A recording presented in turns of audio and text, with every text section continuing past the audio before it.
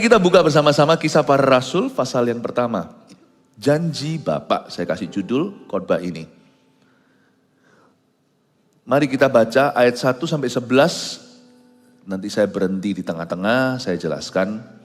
Hai Theophilus, dalam bukuku yang pertama, aku menulis tentang segala sesuatu yang dikerjakan dan diajarkan Yesus. Sampai pada hari ia terangkat.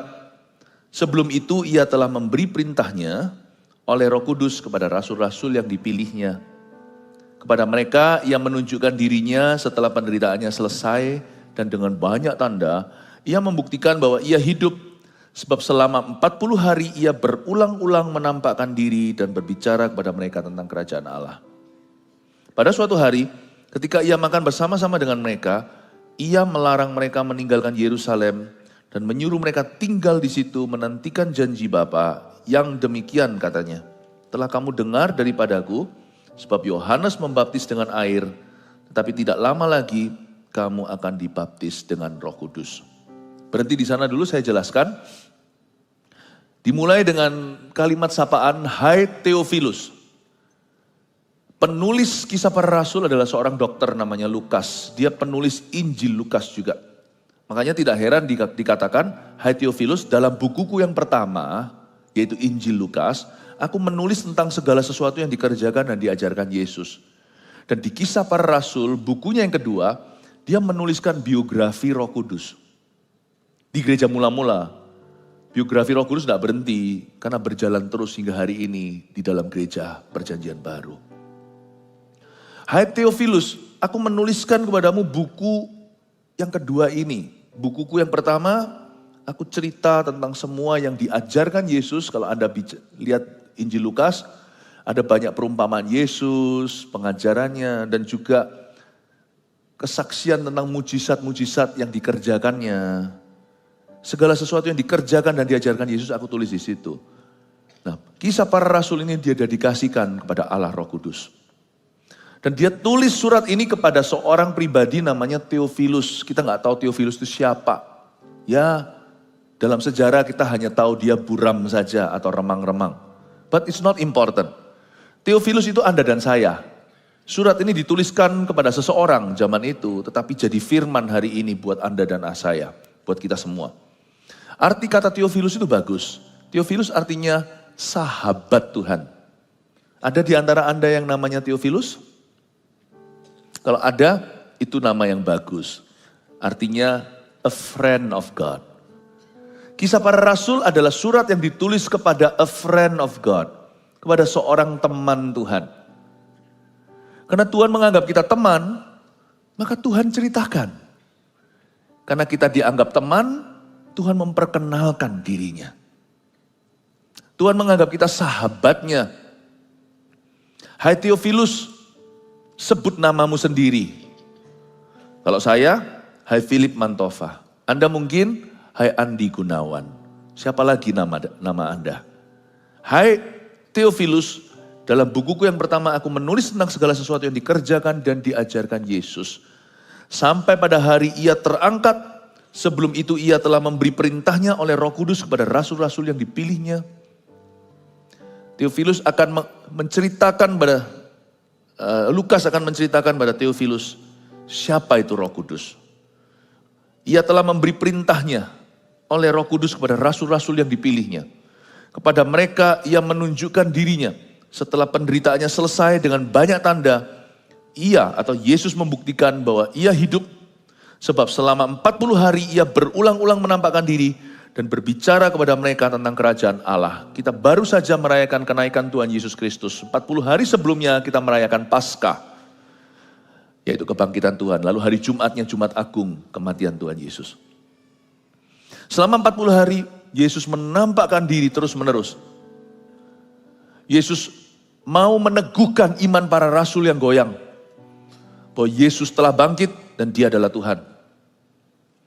Bagi orang-orang yang percaya Yesus mati untuknya dan Yesus bangkit pada hari ketiga, hati orang itu siap untuk disirami oleh Roh Allah. Roh Kudus itulah yang menginsafkan dunia akan dosa. Hari ini kita bisa percaya Yesus itu karena Roh Kudus, karena pekerjaan Roh Kudus. Lewat penginjilan, ketika kita dengarkan firman, waktu kita berdoa kita merasakan hadirat Allah, itu semua karya Roh Allah. Ia datang ke dunia untuk menginsafkan dunia akan dosa, sehingga kita bisa bertobat. Menginsafkan dunia akan kebenaran, sehingga kita bisa mengerti kebenaran. Oh gitu ya, yang disebut rema waktu kita dengar firman itu seperti melompat, that's for me. Meskipun khotbah itu for everybody, meskipun firman itu untuk semua orang, tapi kita bisa memperoleh sesuatu yang spesifik untuk diri kita sendiri. Itu Roh Kudus yang bekerja. Dan dia menginsafkan kita akan penghakiman, yang membuat kita takut akan Tuhan. Dan ketika kita menengking setan, setan tidak bisa berbuat apa-apa, itu kuasa Roh Kudus. Dan selama 40 hari, Yesus menampakkan diri untuk mengokohkan iman mereka. Sebab sebentar lagi, setelah Yesus naik ke sorga, 10 hari kemudian, hari ini, hari Pentakosta, di mana Roh Kudus dicurahkan besar-besaran ke atas dunia.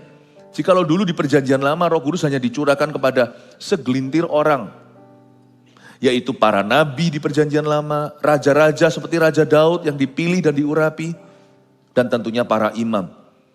Tapi kepada rakyat, kepada umat tidak diberikan Roh Kudus. Mereka tidak punya persekutuan intim dengan Tuhan, tidak punya persekutuan, tidak punya hubungan pribadi dengan Allah. Semua hanya melalui. Imam besar masuk 1 tahun sekali mempersembahkan korban hewan. Sedangkan mereka sendiri tidak punya koneksi dengan Tuhan. Imam keluar baru mengucapkan berkat atas mereka, dapatlah mereka berkat ciprat-ciprat. Tapi ketika Roh Kudus dicurahkan atas semua manusia, maka anak-anakmu akan bernubuat. Teruna-terunamu akan mendapat penglihatan. Orang-orang tuamu mendapat mimpi, setiap kita memperoleh visi. Tuhan berbicara secara langsung pada kita, meskipun Tuhan masih memakai khotbah. Tuhan bangun hubungan pribadi dengan Anda dan saya, meskipun kita semua saling membutuhkan. Betapa indahnya era Roh Kudus itu. 40 hari itu, Yesus waktu menampakkan diri, ia mempersiapkan tanah hati mereka. Suatu kali Yesus menampakkan diri, dan Yesus menghembusi mereka. Ya, Yesus bertemu dengan mereka, tiba-tiba muncul di tengah-tengah mereka, padahal pintu terkunci dan berkata, terimalah Roh Kudus. Dan Yesus menghembusi mereka. Tapi mereka belum menerima Pentakosta. Yesus mempersiapkan hatinya. Sejak kapan era Roh Kudus dimulai? Ketika Yesus naik ke sorga. Bukankah Yesus berkata, adalah lebih baik untuk aku pergi. Kalau aku tidak pergi, sang penghibur itu tidak akan datang kepadamu. Allah Tritunggal bagi orang-orang yang mencoba menyelidiki Tuhan akan sangat membingungkan. Tapi bagi kita yang lahir baru, sama sekali tidak susah untuk dimengerti. Meskipun otak kita seperti mau meledak untuk bisa memahami. Allah Bapa, Allah Putra, Allah Roh Kudus, ketiga pribadi ini beda, namun tiga adalah satu. Gimana itu? For me, it's not a problem at all. Tidak masalah. Bagi orang yang lahir baru, itu gampang untuk dicerna. Meskipun kalau untuk saya jelaskan nggak bisa sih. Mau pakai ilustrasi apapun juga nggak mempan. Mesti ada orang mengilustrasikan, memberikan perumpamaan seperti matahari. Bulatnya itu wujudnya adalah Bapa, terangnya, terang dunia adalah Kristus. Panas yang menyengat sampai ke dunia ini UV light-nya itu Roh Kudus. Mau pakai perumpamaan apapun juga tetap gak akan ada yang sempurna. Sampai kita suatu hari ke sorga tahu sendiri nanti. Tapi dari tentang Allah Tritunggal ini, kita tidak boleh pilih-pilih. Kalau kita mau jadi Kristen sejati, kita harus mengerti. Dan kita harus berdoa kepada Bapa di sorga. Dan bagi kita yang sudah diselamatkan, kita tahu bahwa di bawah kolong langit ini tidak ada nama lain yang bisa menyelamatkan kita kecuali nama Yesus. Yang digantung di atas kayu salib itu bukan Allah Bapa.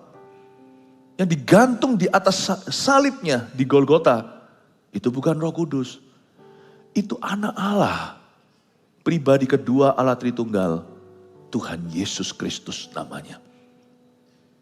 Apapun namanya di perjanjian lama, El Shaddai, Yehovah Jireh, Yehovah Rafa, Yahweh, nama apapun juga, bahkan ada nama-nama yang kurang familiar bagi kita seperti El Gibor, Allah Maha Perkasa, itu semua bahasa Ibraninya.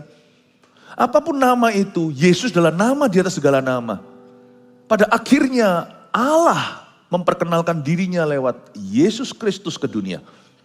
In the name of Jesus we should pray. Kita tidak boleh berdoa di dalam nama Roh Kudus. Tidak ada orang bisa berdoa setelah selesai doa makan, misalnya dalam nama Bapa kami berdoa. It's always in Jesus name. Di dalam nama Yesus. Dan Roh Kudus pun diutus untuk memuliakan nama Yesus.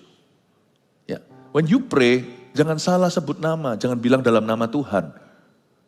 Karena di dunia ini beda orang, beda klaimnya tentang Tuhan. Tuhan itu siapa? Tuhanmu Yesus Kristus. Raja di atas segala raja. Jadi ketika Anda dan saya berdoa, berdoalah di dalam nama Tuhan Yesus. Sekalipun waktu kita dibaptis selam, kita dibaptiskan dalam nama Bapa, Putra, dan Roh Kudus.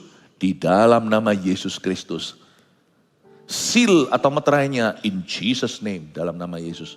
Waktu kita dibaptis, in the name of the Father, Son, and the Holy Ghost.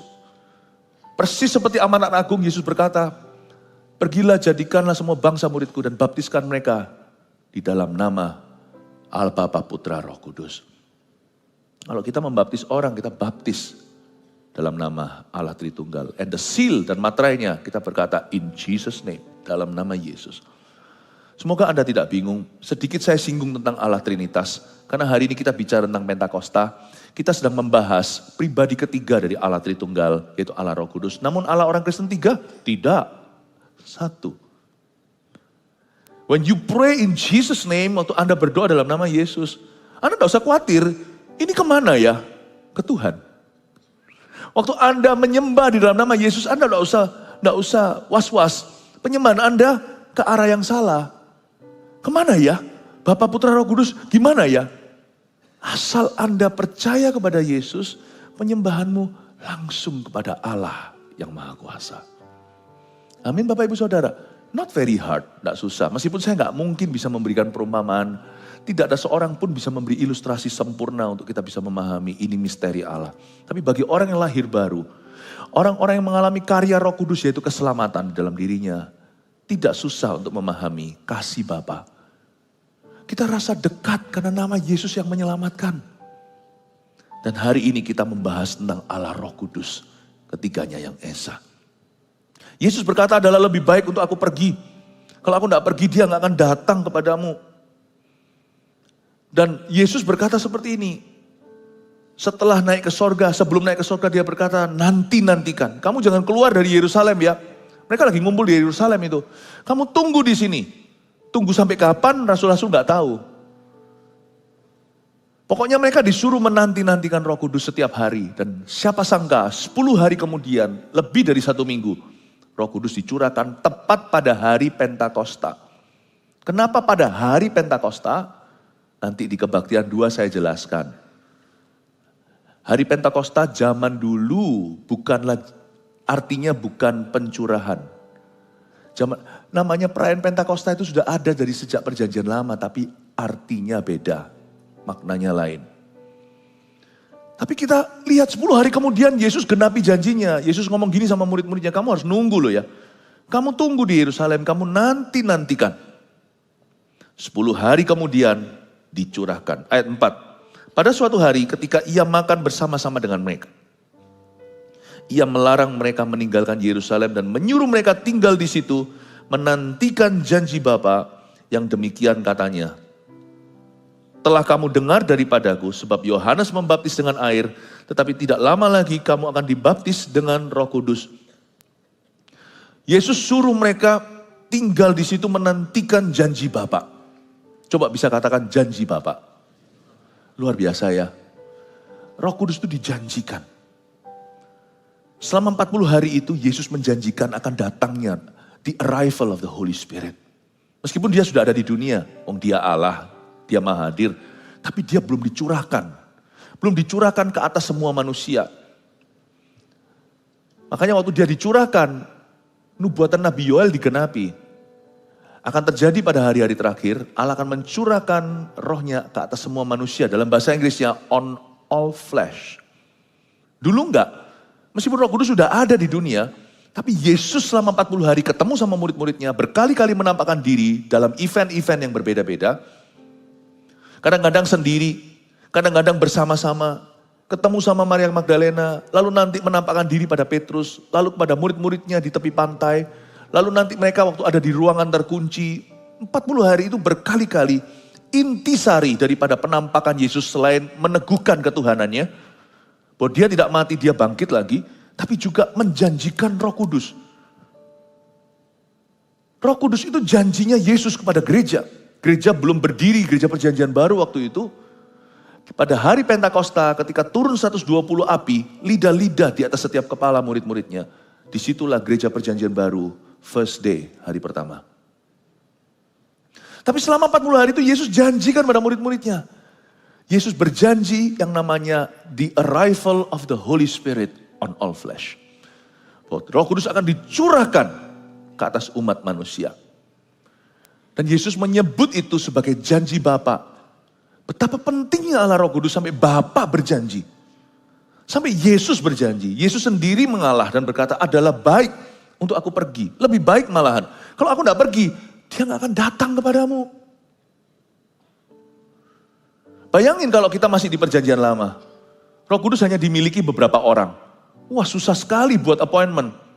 Gak bisa yang namanya Anda saat teduh pribadi, Anda alami Roh Kudus. Gak bisa. Roh Kudus tidak tersedia. Kalau Anda mau mengalami Roh Kudus, Anda harus cari imam besar.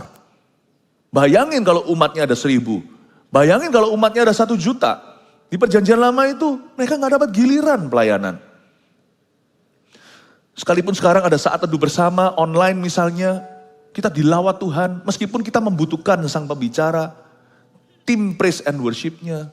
Tapi untuk kita bisa alami di rumah hadirat Allah, itu nggak bisa terjadi di perjanjian lama.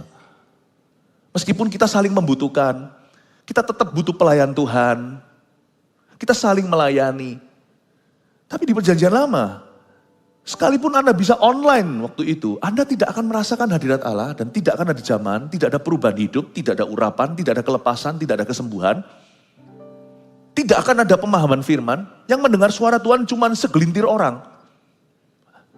Tugas Anda hanya melakukan, yaitu yes man saja. Tapi sekarang kan kita mendapat pencerahan, waktu kita baca ayat, kita catat. Lalu waktu kita catat, wow, ini kayak mau lompat, this is for me, ini Tuhan janji Tuhan. Ini teguran, ada orang yang kesaksian begini waktu mendengarkan khotbah, saya seperti ditampar. Itu Roh Kudus semua yang menginsafkan.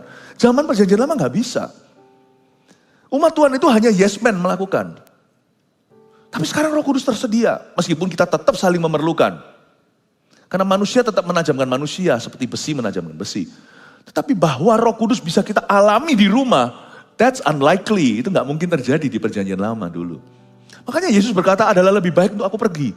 Kalau aku gak pergi, umat akan bergantung pada imamat. Dan pada imam-imam saja. Nah misalnya, Yesus sekarang masih hadir secara fisik saja. Hanya Yesus yang kepenuhan Roh Allah. Bukankah pada waktu dibaptis turunlah Roh Kudus dalam rupa burung merpati. Roh Kudus itu bukan burung merpati by the way. Salah kalau Anda dan saya mengira dia adalah burung merpati. Dia bukan hewan, dia itu Tuhan. Dia itu Roh Tuhan. Seperti burung merpati, Yohanes Pembaptis gak bisa menjelaskan visi atau penglihatannya. Dia pakai kata-kata yang kita bisa mengerti. Tapi Yesus kan dipenuhi. Dia tanggalkan keilahiannya. Bukankah dia mengosongkan diri mengambil rupa seorang hamba menjadi seperti manusia.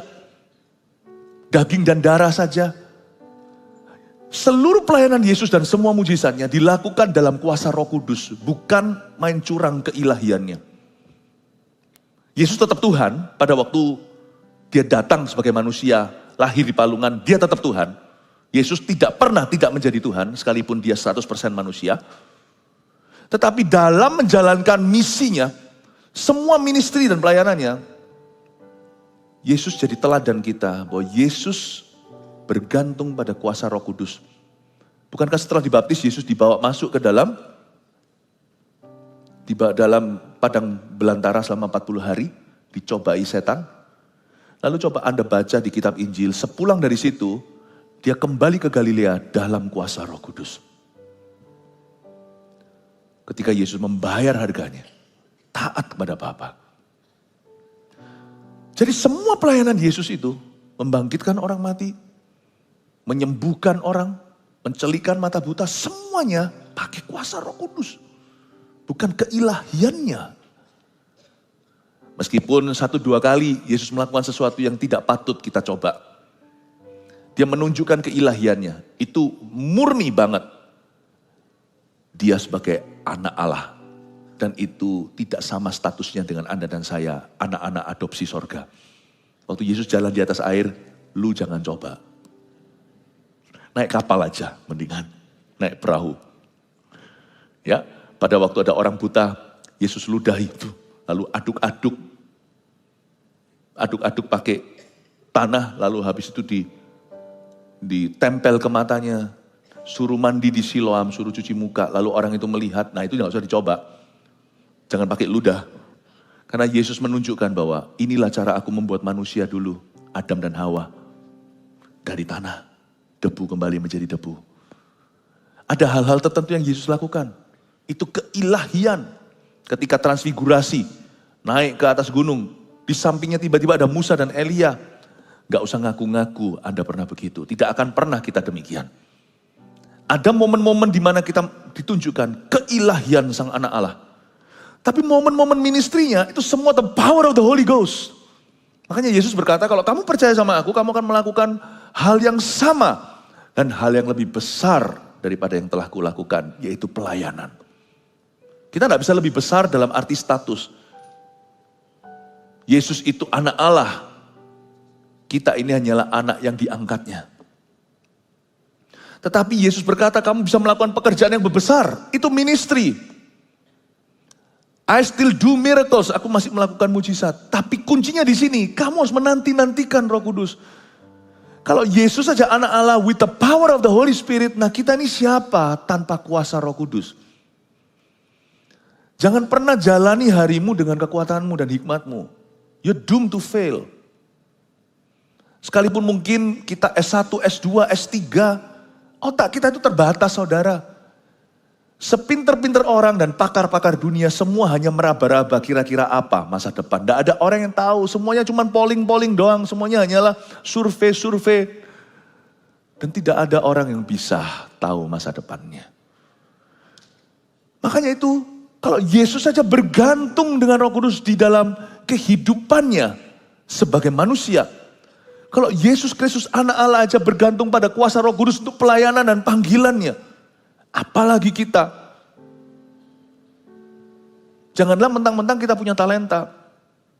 Gak tentu akan ada berkat Allah. Talenta itu diberi mentah. Tapi sukses itu dari Tuhan. Pinter nyanyi gak tentu Anda akan berhasil dalam dunia tarik suara. Pinter ngomong gak tentu Anda bisa khotbah. Gak tentu. Demikian pula dalam bisnis, dalam urusan sehari-hari. Siapa yang akan ajari kita jadi suami yang benar? Jadi istri penolong yang sepadan. Kalau bukan Roh Allah. Dialah Roh kebenaran. Dia akan nuntun kita ke jalan yang benar. Dia yang akan memunculkan dan memproduksi buah-buah roh di dalam diri kita. Yaitu kasih. Kalau tanpa dia, kita gak bisa berbuat apa-apa. Makanya gak heran Yesus berkata gini. Nah, kira-kira begitu ya sama murid-muridnya. Kalau aku aja gurumu, bergantung pada kuasa roh. Setelah aku pergi, kamu jangan keluar dari Yerusalem. Nanti-nantikan. Apalagi kamu, seorang murid gak akan lebih dari guru. Kalau gurunya begini, muridnya juga begitu. Kamu harus menunggu. Why should we wait upon the Holy Spirit? Kenapa kita harus menunggu Roh Kudus? Menunggu Roh Kudus itu apa sih? Menanti-nantikan Roh Allah. Yaitu bagi para rasul secara spesifik, instruksi itu berarti mereka harus menanti sampai pencurahan pertama kali atas gereja. Yaitu Pentakosta pertama. Tapi hari ini juga jadi lifestyle orang-orang yang sudah kepenuhan Roh Kudus. Kalau Anda baca di Kisah Para Rasul, suatu kali manusia roh daripada murid-murid Kristus, gereja mulai menipis. Waktu mereka mengalami aniaya segala, mereka berdoa lagi, mereka kepenuhan lagi. Meskipun mereka bukan berbahasa roh untuk pertama kali. Paham maksud saya? Kita gak bisa yang namanya, kita dibaptis ke dalam Roh Kudus itu sekali. Saya ngalami itu tahun 90 sekian, saya berbahasa lidah. dengan tanda berbahasa roh. Itu perubahan hidup saya itu drastis setelah itu. Meskipun saya sudah kenal Tuhan, saya sudah lahir baru, tapi ada keberanian, ada kuasa. Ada kuasa dalam kehidupan saya yang saya belum punya sebelumnya. Ini kuasa bukan untuk sok-sokan, ini kuasa untuk pelayanan. Nah, setelah saya mengalami itu, dari waktu ke waktu saya perlu dipenuhi lagi. Yang namanya baptism of the Holy Spirit only happens once. Baptisan Roh Kudus terjadi hanya sekali. Tapi infilling of the Holy Spirit atau diisi lagi, diisi ulang itu berkali-kali. Namanya membuat komitmen kepada Tuhan Yesus Kristus itu satu kali. Waktu Anda terima Tuhan, waktu Anda bertobat, waktu Anda dibaptis. Tapi setelah itu dalam perjalanan hidup Anda berkali-kali perlu memperbaharui komitmenmu dengan Tuhan. Makanya itu menanti-nanti Roh Kudus itu bukan hanya untuk event Pentakosta 2000 tahun yang lalu. Pentakosta 2000 tahun lalu itu terjadi.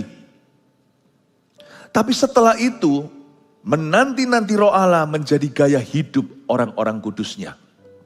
Tiap pagi saya menanti Roh Kudus. Sebelum saya berbuat sesuatu, sebelum saya pergi kerja, keluarga saya tahu saya selalu berdoa. Saya jadikan yang namanya nantikan janji Bapa itu sebagai gaya hidup saya. Tiap hari, tiap saat. Sebab every day saya gak berani jalan tanpa Roh Tuhan. Meskipun saya punya pengalaman cukup banyak dalam pelayanan, tapi saya gak bisa bergantung pelayanan saya. Saya juga gak bisa bergantung dengan pengetahuan saya. Namanya manusia itu masih bisa jatuh, kita semua. Manusia itu masih bisa salah. Tiap hari saya butuh roh kebenaran itu. Saya butuh kekuatan baru. Roh Kudus juga adalah roh hikmat dan wahyu. Saya butuh hikmat-hikmatnya. Yang mungkin semua pengalaman saya tidak cukup. Tidak cukup bekal saya untuk menghadapi masa depan. Saya butuh pewahyuan, saya butuh pencerahan, saya butuh rema. Yesus menyuruh mereka tinggal di situ menantikan janji Bapa itu bukan terjadi sekali saja 2000 tahun lalu. Tapi ini menjadi gaya hidup, harus menjadi gaya hidup murid-murid Tuhan segala zaman. Ini harus jadi gaya hidup kita tiap saat, tiap hari. Every morning I wait upon the Holy Spirit first. Saya dorong Anda sebagai gembala sidang Anda, jemaat terkasih untuk punya gaya hidup begini. Setiap pagi, pakai caramu lah. Mau pakai kopi atau pas lagi treadmill. Pokoknya, cipta ruang Roh Kudus dulu di hidupmu. Dan mungkin Anda tidak melakukan sesuatu apa kecuali hanya bersekutu. Bersekutu itu kan kayak ngobrol-ngobrol. Doa. Makanya perlu konsentrasi. Nggak sambil nonton TV, nggak sambil IG-an, nggak sambil TikTok, lihat TikTok dan sebagainya. Anda dedikasikan ruang dan waktu itu just for you and the Holy Spirit. Biasanya nggak banyak tool saya, biasanya di depan saya cuma Alkitab. Dan cuma agenda catatan sebagai catatan saya, cuma itu aja. Kadang saya nggak pakai ekstra musik, kalau Anda memang pakai sesuatu musik yang ada di apps HP Anda, pastikan hanya untuk musik loh ya. Kadang-kadang ada orang yang bisa main gitar, puji Tuhan. Nanti lain kali kalau gereja kita membuka gitar lesson, untuk main gitar, kan ada nih PAW kita itu memberikan, yang lalu ada ratusan jemaat ikut. Dalam sekali, dalam satu sesi, Anda belajar kunci-kunci G, D, C, sederhana gitu aja. Main-main gitu aja, lagu-lagu. Anda bersekutu nyanyi-nyanyi. Kita bersekutu dengan Tuhan, itu dengan cara Tuhan. Memuji, menyembah Tuhan itu cara Tuhan. Firman itu cara Tuhan. Mungkin Anda bisa mulai dulu dengan setengah jam. Saya tiap hari sudah punya disiplin pribadi. Every morning komitmen saya adalah cari Tuhan. Waktu saya cari Tuhan itu saya bersekutu dengan Roh Kudus. Karena Roh Kudus lah yang ada di kamar saya. Bahkan saya punya kebiasaan berbahasa roh atau berbahasa lidah. Mungkin Anda sudah dengar ini berkali-kali. Tiap pagi, waktu saya masih ngantuk-ngantuk. Sebelum saya bangun tidur, saya sudah sadar. Sebelum saya bangkit dari ranjang, 40 menit saya berbahasa lidah di atas ranjang saya. Itu enggak gampang loh, cobalah, Anda akan tertidur. Enggak mudah. Ada beberapa teman-teman saya mencoba, ya janganlah, enggak perlulah, setiap orang punya ritmenya sendiri. Tapi intinya adalah menanti-nanti, katakan menanti-nanti. Kenapa kita harus menunggu dan menanti-nantikan Roh Kudus? He's worth it, He is God. Dia layak kita tunggu, Dia Allah. Dia layak kita nantikan, dia sumber kehidupan. Sumber semua hikmat, kekuatan, penghiburan. Semua wahyu itu dari dia. Tanpa dia, saya cuma punya informasi, gak punya kebenaran. Saya cuma punya teori dan kebenaran itu tidak hidup kalau dia tidak hinggapi. Kalau dia tidak terangi. Maka bahkan Alkitab di tangan saya pun akan membuat saya jadi Farisi yang hanya mengkritik kanan kiri. Berapa banyak orang yang baca Alkitab hanya untuk mengkritiknya, hanya untuk sok tahu. Lalu gak jadi buah. Jadi ragi. Hanya persekutuan dengan Roh Kudus lah yang membuat semua firman ini smooth atau mulus masuk ke dalam hati. Menjadi pelita bagi kaki dan terang bagi jalan. I need the Holy Spirit. Roh Kudus itu lebih daripada sekedar bahasa roh. Bahasa roh itu manifestasinya. Sebuah demonstrasi karunia atau sebuah tool, sebuah alat, sebuah vehicle, sebuah kendaraan untuk berdoa. But he is a person. Yesus sendiri berkata, adalah lebih baik untuk aku pergi. Kalau aku tidak pergi, kamu harus make appointment with me loh. Bayangin kalau Tuhan Yesus sekarang ada di Israel, kita semua terbang ke sana mahal. Apalagi kalau perang gini nggak bisa. Terus gimana kalau kita semuanya DM, semua kita email Tuhan Yesus. Lama sekali karena Tuhan Yesus sekalipun ilahi, kalau dia sebagai manusia seperti dia di Galilea, dia dibatasi dengan waktu dan ruang, sekalipun dia jalan di atas air dan dia menghardik badai, angin taufan pun berhenti dan tenang. Tapi dia tidak bisa maha hadir. Makanya itu ketika Yesus ditarik-tarik, ayo sembuhkan hamba perwira. Dalam perjalanan dia ditahan. Ada satu wanita 12 tahun pendarahan, pegang puncak jubahnya. Wah, suatu cerita sendiri begitu indah. Tapi Anda lupa, dia dalam perjalanan untuk menyembuhkan orang lain dulu yang sudah make appointment first. Tapi dalam Yesus semua jadi indah. Sang wanita pendarahan 12 tahun itu sembuh, orang itu juga sembuh nanti. Lazarus, Yesus datang 4 hari telat. Dia sudah dibungkus kain kafan, sudah seperti mumi gitu dan rempah-rempah. Tapi Yesus bangkitkan. Tapi kan Yesus tetap jalan ke situ. Tetap di tengah jalan ditahan. Karena Yesus tidak maha hadir sekalipun dia ilahi dan dia Tuhan. Karena dia waktu berada di Galilea juga sebagai anak manusia. Yesus berkata lebih baik aku pergi. Kalau aku pergi, aku bisa hadir di mana-mana. Tidak lagi secara fisik, Yesus naik ke sorga. Dalam tubuh kemuliaannya. Lalu setelah itu dia curahkan rohnya. Sekarang Anda bisa di kamar, bahkan di WC. Lagi shower, mungkin lagi kesel. Lagi nangis, mungkin lagi dilukai sama pasangannya. Mungkin dikhianati sama bisnis partnernya. Anda berkata, Jesus help me. Wush. He's there. Dia ada di situ. Makanya Yesus berkata adalah lebih baik untuk aku pergi. Berarti aku bisa ada dimanapun, kapanpun. Aku bisa berada di dalam diri setiap umatku. Oh, luar biasa. Nah kalau dia sudah pergi gak kelihatan secara fisik. Kasihilah. Love his spirit. Roh Kudus mata air hatiku. Nih kalimat berikutnya. Roh Yesus, sahabat sejatiku, sumber kasih, sukacita, damai, sejahtera. Dia adalah roh Yesus itu. Kasih dia, nantikan dia. Jangan pretend seolah-olah kita itu sudah punya agama, udah gua kenal Tuhan, saya tahu siapa Yesus. Where is Jesus in your heart? Tapi kita diemin rohnya. Kita tidak membuat effort, tidak ada usaha apa-apa untuk cipta ruang bersekutu dengan dia tiap hari.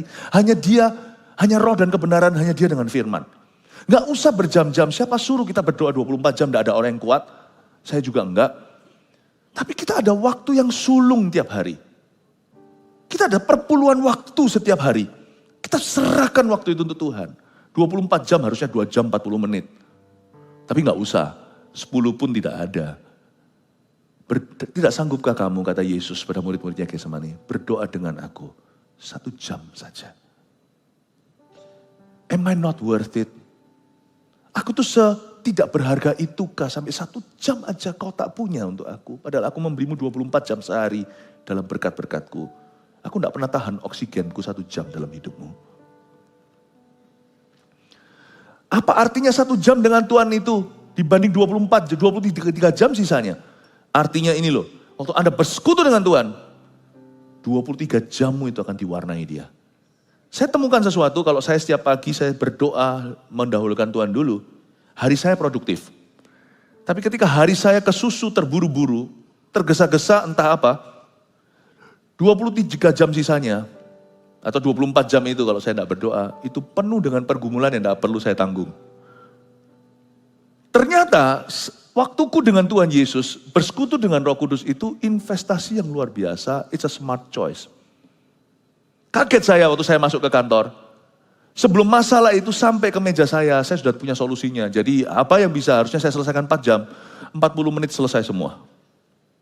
Karena saya bersekutu dengan Roh Kudus. Makanya saya nggak berani ketinggalan. Hari ini Roh Tuhan ada di mana di hidupku, aku harus ada di situ. Dia dulu. Anak-anak Tuhan harus punya kebiasaan ini.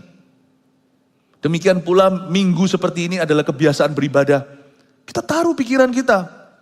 Waktu kita ibadah, waktu kita kebaktian, kita bersekutu dengan Tuhan secara korporat, bukan individu. Mari kita belajar menanti-nantikan Roh Kudus. Saya ingin tekankan poin ini, tidak saya kurangi. Poin ini poin yang penting sekali. Jadi adalah janji Bapa. We need the Holy Spirit. Every moment, tiap saat, tiap waktu. Lalu ayat 5 dikatakan, sebab Yohanes membaptis dengan air. Tetapi tidak lama lagi kamu akan dibaptis dengan Roh Kudus. Ini perkataan Yesus. Yesus berkata gini, Yohanes membaptis, cousin-nya, itu sepupunya, kakak sepupunya Yesus, beda setengah tahun usia. Itu adalah nabi yang mempersiapkan jalan bagi Mesias. Dia berkata, Yohanes itu baptis kamu dengan air kan? Yesus juga, dengan itu Yesus juga menunjuk para pendeta yang membaptis dengan air hari ini.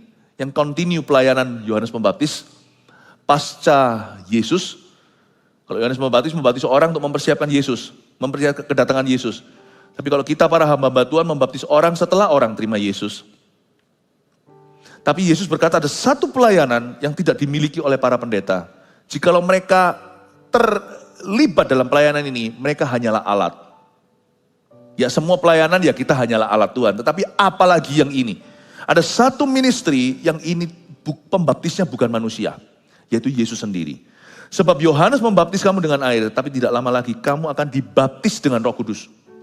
Yohanes berkata seperti ini. Ini kata-kata Yohanes ya, untuk compare, untuk membandingkan. Lihatlah itu anak domba Allah. Atau dia berkata, itulah dia yang datang setelah aku membaptis kamu dengan air, tapi yang datang setelah aku, membuka tali sandalnya pun aku tidak layak. Dia akan membaptiskan kamu dengan roh dan dengan api. Yohanes mengakui ada 2 macam baptisan, yang dia lakukan ini juga kehendak Tuhan. Aku membaptis kamu dengan air, tapi dia yang datang sesudah aku, yang membuka tali sepatunya pun aku tidak layak, dia akan membaptismu dengan Roh Kudus, and it's not my doing. Itu murni dia. Jadi ada yang namanya baptisan Roh Kudus. Nah baptisan Roh Kudus dengan tanda berbahasa roh, ini beda pengertian antar gereja. Saya jelaskan dulu supaya Anda tidak bingung. Ada 2 macam pendirian. Yang mana dua-dua by the way tidak mempengaruhi keselamatan. Harusnya gereja tidak boleh saling menyerang karena perbedaan ini.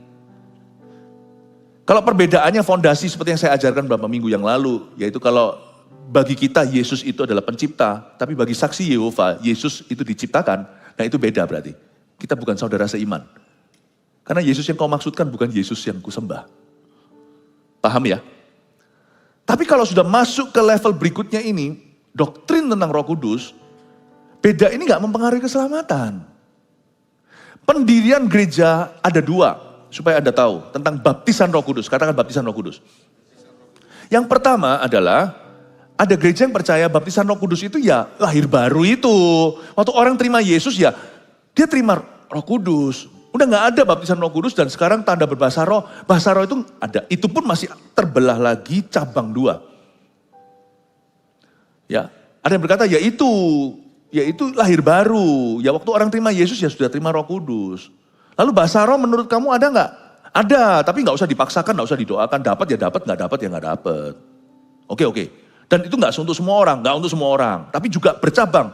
Cabang satunya lagi, 1B, bilang begini, oh enggak ada, bahasa roh itu sudah enggak ada. Itu dalam bahasa Inggrisnya cessation of the gift, atau karunia yang sudah sirna. Bahasa roh udah enggak ada, itu cuma zaman itu. Miracle sudah enggak ada, mujizat udah enggak ada, itu hanya zaman perjanjian lama. Enggak ada. 1A, 1B. Oke? Kita bukan 1A, 1B ya. Gereja kita 2. Ya, bukan 2AB, just 2. Yaitu saya percaya, ini 2 berkat yang berbeda. Yang terbesar mana? Keselamatan. Of course. Waktu kita terima Yesus, Roh Kudus di luar. Enggak, Roh Kudus masuk dalam kita. Jadi jangan gara-gara kita itu berbahasa roh, orang lain tidak, kita berkata, gua punya Roh Kudus, lu enggak punya. Enggak boleh. Kalau orang itu juga berkata, Yesus adalah Tuhan, itu karena Roh Kudus. No one can. Di surat Yohanes berkata, tidak ada orang bisa berkata, Yesus adalah Tuhan. Tulus dari hatinya loh ya. Kalau bukan Roh Kudus di dalam hatinya. Jadi bahasa roh atau enggak? Orang kalau kita sama-sama percaya Yesus adalah Tuhan dan Juru Selamat kita secara pribadi. Dan kita percaya bahwa kuasa nama Yesus yang menyelamatkan kita. You and I, Anda dan saya punya Roh Kudus yang sama. Di dalam hati kita. Sama. Oke? Lalu baptisan Roh Kudus dengan tanda berbahasa roh ini adalah berkat kedua. Terjadinya itu bisa setelah orang lahir baru, itu yang saya alami. Saya lahir baru tahun 92, baptis Roh Kudus nanti. Saya lahir baru betul-betul dari hidup di luar Tuhan, meskipun Kristen, menjadi orang yang takut akan Tuhan dan cinta Tuhan. Tapi ketika Roh Kudus turun atas saya, there is a big difference di dalam panggilan hidup saya. Itu berkat kedua bisa terjadi setelah lahir baru atau bisa terjadinya sekalian. Tapi sebenarnya tetap 2 berkat yang diberikan. Yaitu Cornelius, hari di mana dia dengar Injil, dia terima Roh Kudus, kepenuhan Roh Kudus maksudnya, terima Roh Kudus, tapi dia mengalami kepenuhan Roh Kudus hingga dia berbahasa roh.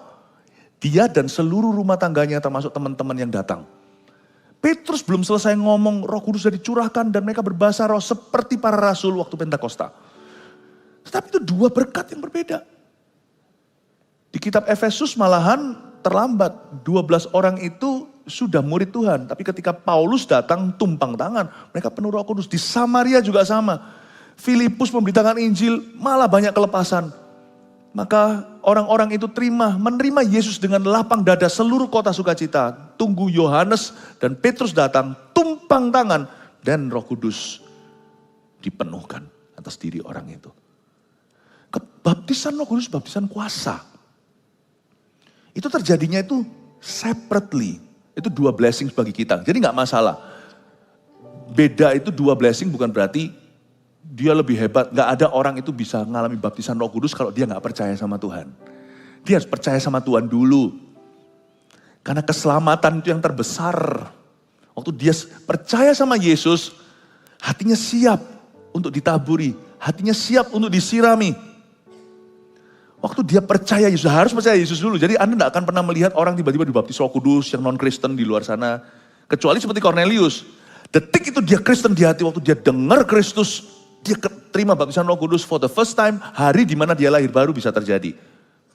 Tapi orang harus percaya Yesus untuk mengalami kepenuhan Roh Kudus. Paham ya? Gereja kita percaya itu adalah berkat kedua. Meskipun bisa terjadinya bersamaan saat lahir baru. Tapi sebagian besar kita kejadiannya setelah itu. Hari-hari ini saya melihat orang-orang yang dibaptiskan. Waktu masuk ke kolam baptisan, waktu dia mentaati firman Tuhan, dia bertobat dari dosanya. Sekaligus di dalam kolam baptisan, penuhan Roh Kudus dan berbahasa roh. Tapi ada juga di antara kita yang belum berbahasa lidah. Ya gak apa-apa, itu bukan keharusan. Tapi itu kehausan, kita harus mengerti untuk apa. Tapi gak di ibadah ini, ibadah-ibadah nantinya saya akan jelaskan. Berkali-kali saya sudah pernah menceritakan di sini maupun di saat teduh bersama. Fungsi daripada karunia berbahasa lidah. Itu ada. Saya kasih contoh ya. Saya kenal seorang omah-omah, sudah taruhlah begini. Luar biasa, anaknya banyak, misalnya taruhlah ada 8. Dan ini kejadian sungguhan, cuman saya plesetkan sana sini aja karena saya tidak pernah menceritakan orang lain di atas mimbar. Lalu dari 8 anak itu dia didik dengan benar. Ibu rumah tangga ini takut akan Tuhan. Saleh betul seperti wanita-wanita yang saleh di Alkitab. Kalau Anda berani berkata, dia tidak punya Roh Kudus karena dia tidak berbahasa lidah, Anda salah. Ini justru jadi panutan semua orang. Anak-anaknya mengaguminya, satu-satu yang jadi dokter, jadi apa, 8 itu jadi orang. Dan dia sangat takut akan Tuhan, dia punya hubungan yang sangat dekat dengan Tuhan. 8 orang anaknya jadi semua. Apalagi suaminya tidak berfungsi, tapi ibu ini berdoa. Semua orang tahu bahwa dia punya hubungan yang sangat erat dengan Tuhan. Roh Kudus ada di dalamnya. Mana bisa dia begitu kalau bukan karena Roh Allah. Dia bisa tahan. Suami selingkuh, tapi dia tetap bisa berdiri untuk keluarganya hingga suaminya bertobat. Anak-anaknya satu-satu jadi. Itu kalau bukan Tuhan gimana tuh? Tuhan lah. Tapi dia gak berbahasa roh. Sampai meninggal. Saya pernah bicara dengan Oma ini. Waktu saya duduk bersama-sama, dia ngomong dalam bahasa Indonesia yang kecampur-campur Jawa. Intinya gini, kowe ini ya dipakai Tuhan ya. Ya kowe ya, jadi kalau bahasa Jawa, kowe itu kamu gitu ya. Kowe ini dipakai Tuhan ya, waduh Oma ini gak bisa ya.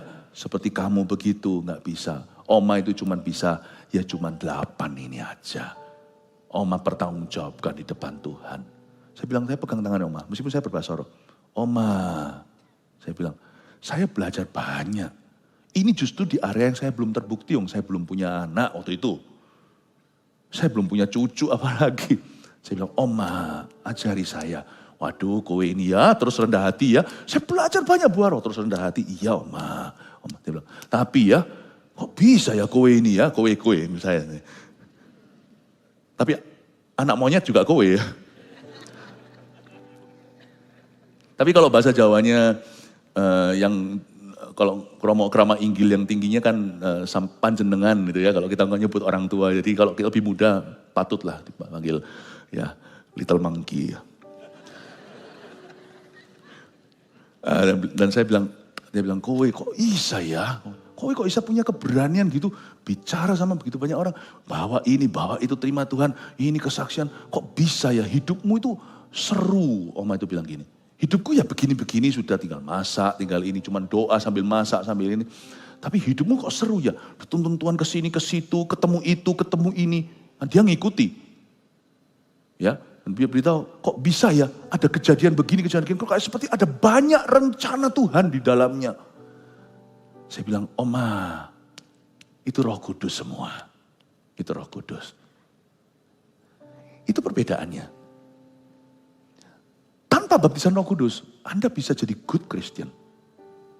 Tetap akan ada perjanjian Allah di dalam hidupmu, tetapi baptisan Roh Kudus itu membuat saya beda dengan Oma itu. Oma itu bersyafaat untuk 8, saya bersyafaat untuk dunia.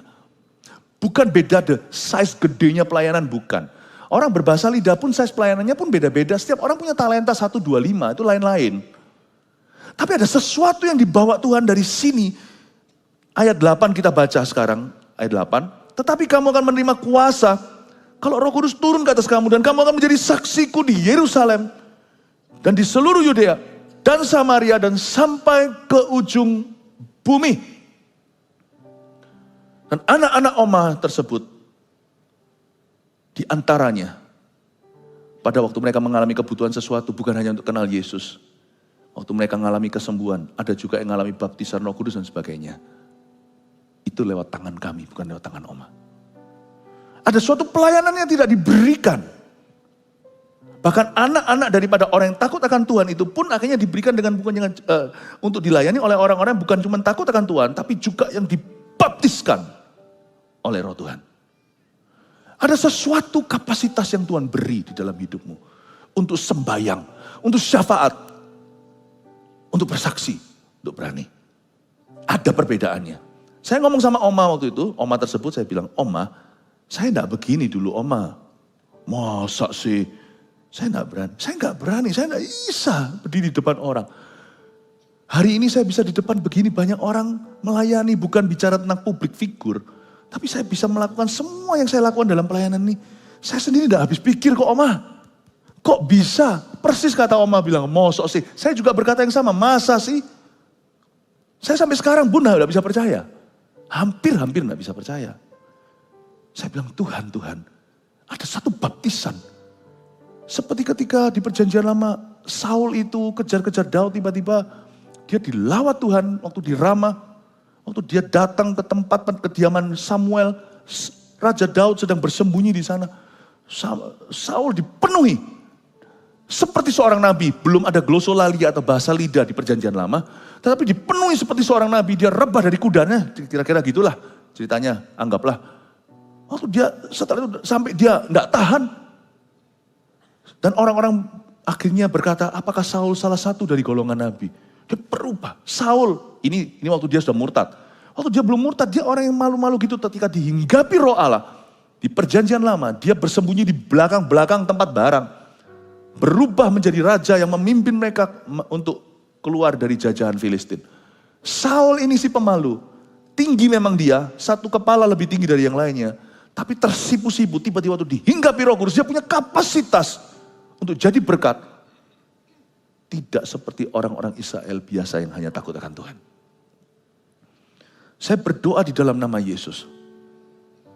Kalau Anda ingin, makanya ini adalah kehausan bukan keharusan. Anda berkata, pakailah aku lebih Tuhan. Dan kamu jangan keluar dari Yerusalem, kata Tuhan. Artinya bukan kota. Nantikan itu, minta sama Tuhan. Karunia baptisan Roh Kudus dengan tanda berbahasa roh adalah baptisan kuasa. 3 poin sini Anda bawa pulang ke rumah sebagai summary atau ringkasan dari khotbah saya. Pertama, pribadi Roh Kudus layak untuk kita nanti-nantikan setiap hari. Catat itu. Jadikan gaya hidupmu. Saya terima bahasa roh puluhan tahun yang lalu. Tapi sampai hari ini saya terus pakai dan gunakan. Saya tetap menanti-nantikan Tuhan tiap pagi, tiap saat. Ada seorang yang pernah ngomong sama saya dulu pernah berbahasa roh, sekarang sudah gak bisa lagi. Enggak, Anda mungkin perlu ditumpang tangan untuk disetrum lagi. Tapi sebenarnya tidak pernah lenyap itu sekali diberikan dalam hidupmu. Tapi jangan kau padamkan, gunakan. Kedua, kan di sini dikatakan baptisan Roh Kudus, saya tuliskan Roh Kudus dapat tercurah atas individu atau sekelompok orang. Dan kamu akan dibaptis dengan Roh Kudus. 10 hari kemudian terjadi secara korporat 120 kepenuhan. Tapi nanti waktu Paulus bertobat one on one, seorang hamba Tuhan namanya Ananias di kota Damsyik itu disuruh Tuhan datang ke rumah Paulus lewat penglihatan dan tumpang tangan. Paulus yang buta karena cahaya kemuliaan, waktu terima Roh Kudus dapat nubuatan, dia akan menjadi rasul bangsa-bangsa. Jadi Roh Kudus dapat tercurah atas individu one on one atau atas kelompok orang. Saya terimanya di WC. Adik saya, kakak saya semua sudah terima. Pada waktu itu di Vancouver, Kanada, ada seorang pengkhotbah dari Toronto. Orang Indonesia berdoa. Lalu habis itu 100 orang kurang lebih puluhan lah ya di ruang 116. Saya masih ingat. Semua berdoa dan didoakan semuanya termasuk ibu saya. Memperoleh karunia bahasa lidah. Pulang naik Honda Civic, kecil itu sempit-sempitan. Lalu semua ngobrol dengan serunya kecuali aku. Saya tidak memperoleh bahasa roh itu. Karena dulu saya suka mentertawakan, saya tidak percaya. Tuhan tidak paksa kok. Kalau kita merasa itu tidak perlu ya, tidak akan terjadi. Tuhan tidak pernah paksa. Karena itu tidak akan menambah keselamatanmu. Bukan berarti orang yang berbahasa roh, terima baptisan Roh Kudusnya lebih gemuk di dalam kita. Yang situ kurus. Enggak, Roh Kudus ya Roh Kudus. Enggak ada gemuk atau kurus. Baptisan Roh Kudus itu bukan Roh Kudusnya. Kitanya yang diubah. Bam, sesuatu. Ada sesuatu yang terjadi atas kita, dikasih tool yang luar biasa sama Tuhan. Dan waktu saya pulang ke rumah itu saya kecewa. Kenapa saya nggak dapat? Ada orang nggak dapat yang karena mereka nggak ngerasa nggak perlu. Atau mereka nggak pernah minta. Nggak minta ya nggak dapat lah. Nggak ada orang itu yang dipaksa sama Tuhan. Yang menyurupi itu setan. Roh Kudus itu selalu ketok pintu. Tapi itu saya pulang saya agak kecewa. Saya agak down dan berkata, lu kok suatu hari saya nggak tahan. Waktu saya ada di WC saya masih ingat kok. Saya tinggal di basement rumah di WC. Saya kata, Tuhan God, I want that gift. Keluar di kamar mandi untuk merendahkan hati saya. Bahwa saya hamba Tuhan yang diciptakan di WC. I'm nothing. It's all the Holy Spirit. Bukan gagah perkasa. Roh Kudus bisa dicurahkan atas individu atau sekelompok orang. 3, terakhir. Baptisan Roh Kudus adalah baptisan kuasa untuk berdoa dan untuk bersaksi. Ya silakan difoto. Ya. Puji Tuhan ya.